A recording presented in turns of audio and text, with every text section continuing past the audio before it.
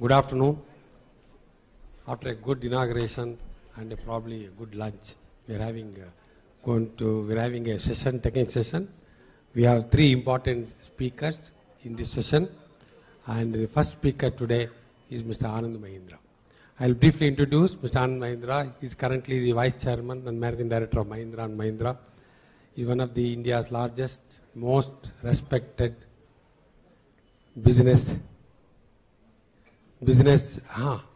houses, and whoever has traveled in Scorpio appreciates Anand Mahindra. This is his baby, and after graduating from Harvard and earning his MBA from the Harvard Business School, he returned to India and joined Mahindra Yugin Steel Company, and he was an executive assistant to the finance director. He rose to become president and deputy managing director in 1989. During his stint, he initiated a number of diversification programs into new business areas of real estate and hospitality management. In 1991, he was appointed Deputy Managing Director of Mahindra & Mahindra, the flagship company of the Mahindra Group, and the country's dominant producer of vehicles, off-road vehicles, agricultural tractors. In 1997, he was appointed Managing Director of Mahindra & Mahindra, and in January 2003, he was given additional responsibility as the Vice Chairman. His focus has been driving comprehensive change program that has transformed the company and the group into efficient, aggressive competitor in the new liberalized economic environment in India. He is a past president of CII, Automotive Research Association of India. He is on the board of National Stock Exchange of India. He is a member of the board of trustees of Asia Society in New York. He is a member of advisory committee of Harvard University Asia Center. He takes a lot of interest in education and is presently on the governing board of several educational initiatives in the country. Mr. Mahindra is the recipient of numerous national, international awards, including Rajiv Gandhi Award for Outstanding Contribution in the Business, 2005 Leadership Award from American India Foundation, CNBC Asia Business Leader Award for the year 2006, Most Inspiring Corporate Leader of the year 2007 by NDTV Profit, Businessman of the year 2007 from Business India, Harvard Business School Alumni Achievement Award 2008, CNBC Outstanding Business Leader of the year 2009, Business Leader of the year 2009 by Economic Times, Ernst & Young Entrepreneur of the Year in 2009, and Indian of the Year 2009 by NDTV. So every year he has been in limelight as business leader, innovator, and entrepreneur. So here is Mr. Anand Mahindra.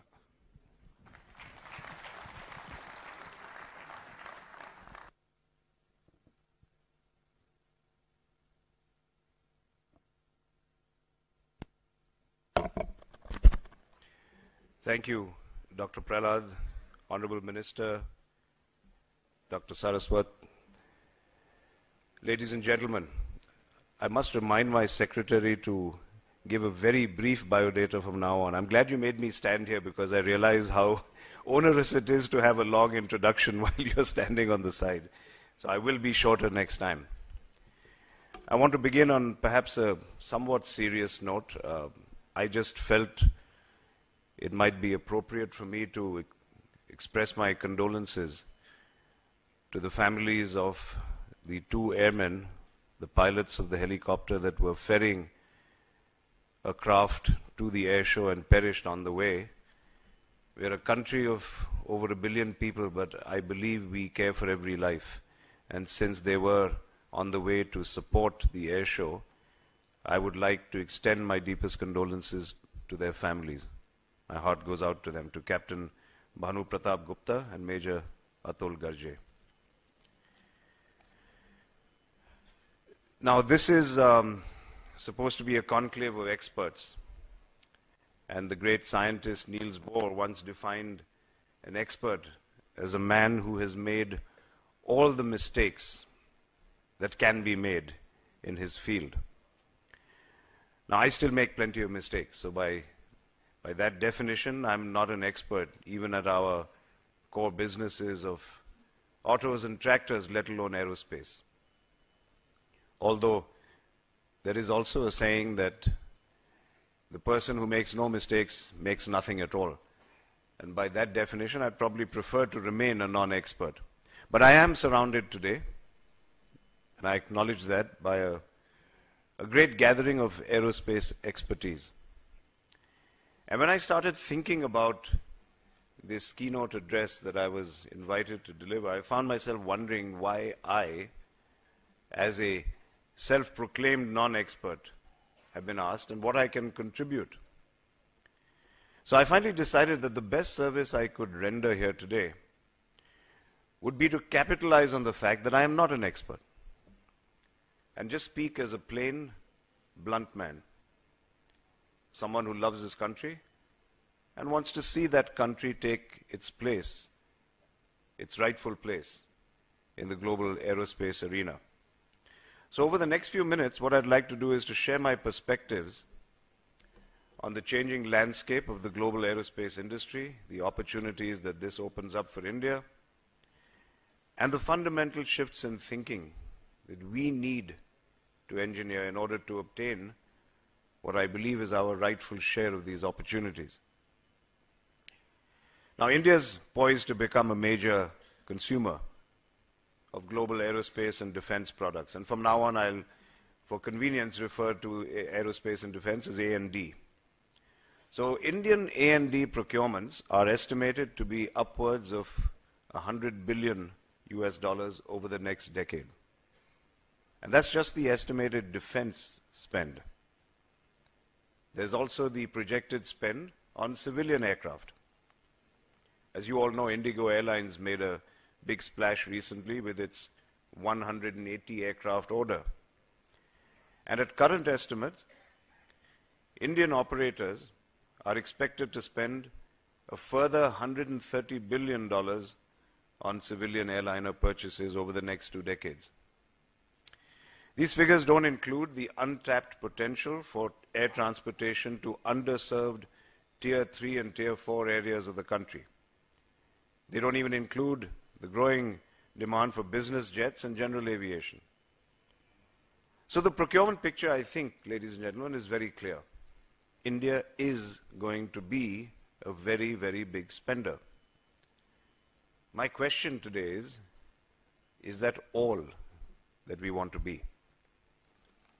Are we content to remain eternal consumers? Or do we want to take charge of our own destiny and move from being global consumers to becoming global producers as well? If we want to, then I think the opportunity is knocking. It's knocking loud and knocking hard. So let's take a look at what's happening in the global A&D industry to understand exactly how large this opportunity is. There are really 3 distinct trends at play globally. Let me, for convenience, call them the 3 Ps: partnership, participation, and proper procurement. The first trend of partnership. Now, globally, the industry has evolved from vertically integrated aircraft companies that used to do everything themselves to partnership models, where Tier 1 and Tier 2 suppliers not only supply components, but they also become risk-sharing partners. So globally, no one goes it alone anymore. And there is a huge potential for partnership, and therefore great opportunities for Indian companies. The second trend of participation has arisen because it's no longer a one-way street of one party selling and the other party buying. Not just individual companies, but national interests are increasingly engaging in a form of barter, swapping large purchases of A&D products for in-country production work shares and other sourcing. Now, this is not necessarily only through an offset policy. Whether it's major assemblies for the Boeing 787 being made in Japan, or final assembly of Airbus aircraft in China, the reality is that countries making large, expensive A&D purchases also want to sell products and services in return. And when I think of the potential spends from India that I just enumerated and the influence it would give us, I naturally hunger for that something in return. those opportunities that I believe will open up for India. The third trend of procurement. Now, the old model of technology products flowing from mature markets to emerging markets has succumbed to global competition and cost pressures.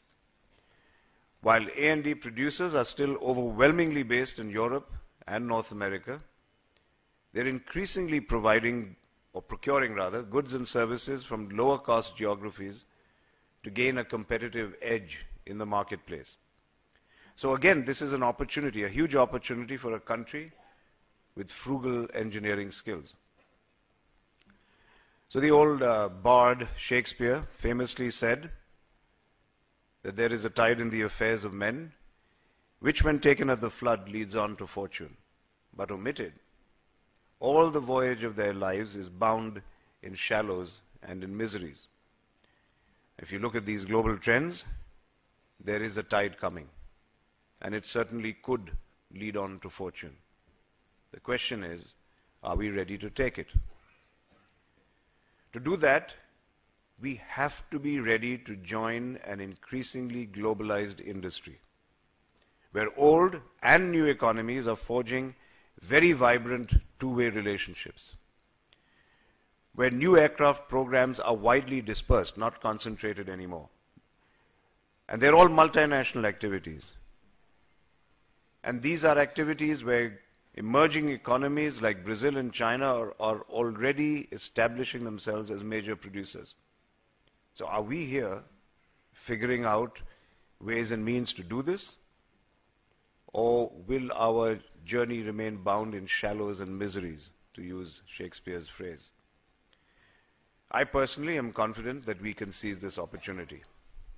We have superb institutions like HAL, the crown jewel of the Indian aircraft industry. Its prowess in the art and science of aircraft development, its ability to engineer innovative products, and its top-grade production facilities all weigh in on the credit side of India's balance sheet. MRO, HAL is an aeronautical powerhouse that provides the nation with end-to-end domestic capability for a remarkable variety of aviation needs. And shifting from aircraft to spacecraft, ISRO has steadily built up a remarkable portfolio of capabilities in remote sensing, in communications, communication satellites, and launch vehicles. And these giants are complemented by the Defense R&D Organization, DRDO, the National Aerospace Laboratories of the Council for Scientific and Industrial Research, on whose board I am privileged to serve, and India's academic institutions, all of which play key roles in technology development and R&D. We started with providing MRO services during World War II, and today we make our own light combat aircraft and provide commercial space launch services globally. So frankly, it's been an inspiring journey. But these great institutions, because of their vital importance to the national interest, must, of necessity, focus the bulk of their energies domestically. They cater to an inward focus. What about the external focus, with its host of very, very attractive opportunities? Is it possible for these institutions to expand some part of their bandwidth to this external focus? Can India become a producer and exporter as well as a consumer? And as I said earlier, I believe we can, if public institutions and private companies come together to exploit the size and the scale of this opportunity. But I have to admit one thing. As I said, I'm going to be blunt. The private sector today is far from being the effective partner it should be. PricewaterhouseCoopers noted in a 2009 survey that the Indian private sector is globally competitive in design engineering, in IT and ITES, and in non-aerospace manufacturing, but has yet to make its mark in the aerospace domain. Consultants A.T. Kearney observed that most Indian private players in A&D are relatively small and operate at a tier 3 level, making individual parts and very small components.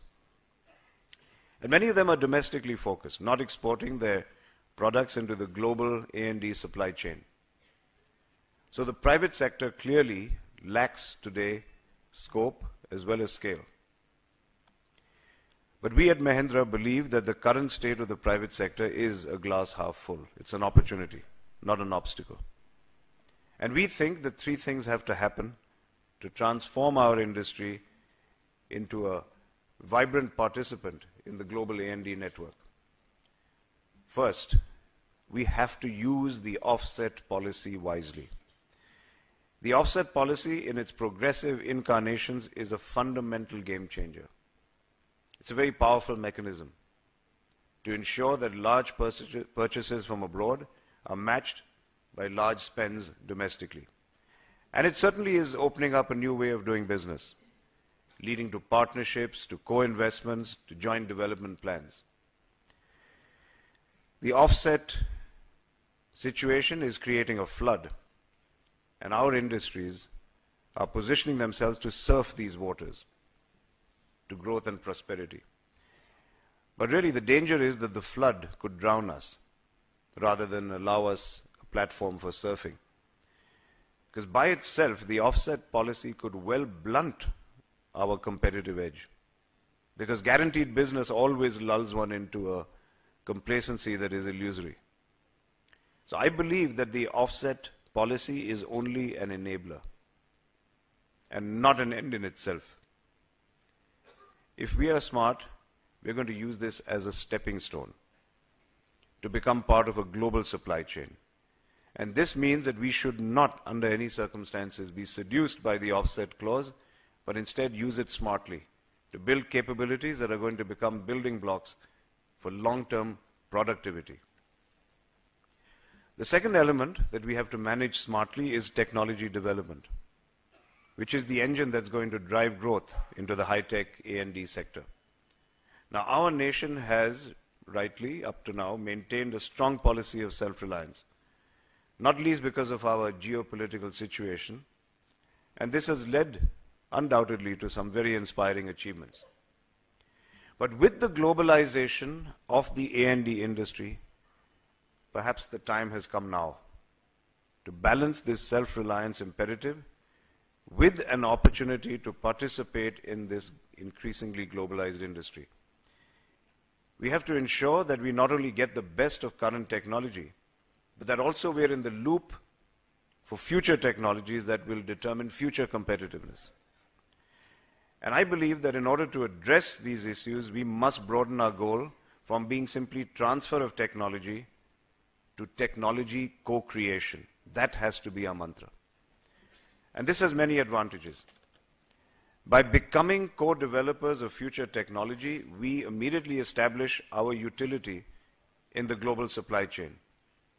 We enhance our own capability to generate future technologies and simultaneously ensure that we are not left behind by the growth in technology. So we will shift from being receivers to partners. And that's a very, very important mind shift. Part of an overall network and not just some isolated node at the end of a one-way street. And the price, of course, for this is that we have to be increasingly collaborative. And that does call for a very, very different mind shift. This is really the way for us to leapfrog technology. And we can step up to bat as legitimate co-creators because we have, in various fields of technology, established a reputation globally for being competent, for being frugal, but certainly competent engineers. The third thing is that we must move towards increased public-private partnerships that I referred to earlier. Now, the public sector has clearly given India its current high stature in the world's A&D landscape, and I do not detract from that. Historically, the focus has been on self-reliance, building up domestic capability to meet India's needs. And the private sector involvement, as a result, today in India, is far lower than global industry levels. As we gear ourselves up to exploit the opportunities of a globalized marketplace, I believe we need to think much, much harder about how to use public and private sector capabilities for this wider purpose. Now, we think that the answer is for the domestic industry to mirror, to reflect the distributed responsibilities of global industry. Clearly, we respect the strategic importance of a strong public sector role in the aerospace industry, but we also do believe that it is time for our private sector to grow beyond the domestic-focused Tier 3 capability and aspire to a larger share of the work in A&D production. Global experience has shown that strategic partnerships across multiple businesses work. Global experience shows that extensive collaboration results in greater innovation. And so we would benefit from adopting this model domestically. And I believe this can be achieved through strong, risk-sharing private-public partnerships, where responsibilities for the program definition, development, and ultimate success, all these are shared between the private and public sectors. We are walking this talk. We at Mahindra have embraced this model for the 5-seater light aircraft program, which we are privileged to partner with NAL for. And we've experienced the benefits of this partnership. And we've experienced it by changing the way we do business domestically. So at the Mahindra Group, we believe that we as private sector players can play the most beneficial role, once again, in 3 broad areas: design engineering services, aerostructure manufacture, and utility aircraft. And in each of these areas, we have put our money where our mouth is. In design engineering, we have moved up from providing design support services to taking responsibility for complete design packages. And we are now getting into the certification aspect of design for OEMs. So this will lead us, in effect, to becoming design partners rather than just engineering service providers. In aerostructure manufacturing, our aspiration is to develop aerostructure designed to build capability that can bring India more tightly into the global aerospace supply chain. We want to develop a manufacturing capability that can cater to multiple product lines. And in pursuance of this, we have acquired aerostructure manufacturing capabilities in Australia. And those facilities will move into India in the course of this year.